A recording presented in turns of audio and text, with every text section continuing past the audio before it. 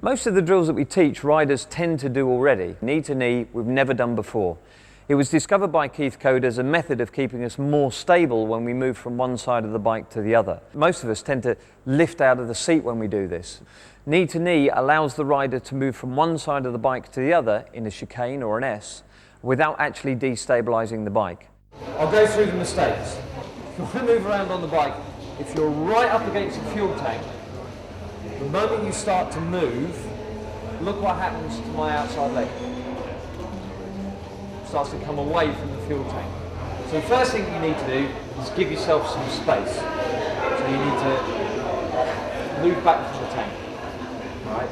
Ideally, you want about a fist distance between the back of the tank and your wedding tackle. Okay, I think that's the politest way I can put that. Right, now when you move, your legs are locked here. Okay, and as you move on the bike, you've still got a lock there. So bearing in mind, this is the point where you're on the bike and you're trying to get it to go from here to here because you're in a chicane. Okay, so if you do this, you immediately steady yourself on the bars. So how effective is your steering input going to be?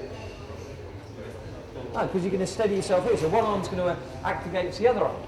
So what we need to do is, so we have no influence on the bars, slide.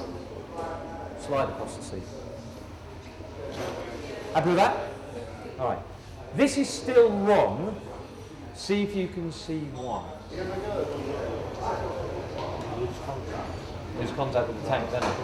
Okay, I'm locked in here, but as I move across, big gap, locked in. So this point here, again, how am I going to steady myself? Use the handlebars.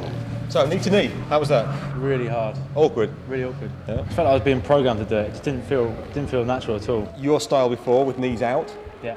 you had a transition where you were stable to unstable. There was a gap, wasn't it? Yeah. Okay. It takes practice, it absolutely takes practice. But when it's right, the speed and the stability that you can move from side to side is what we're after.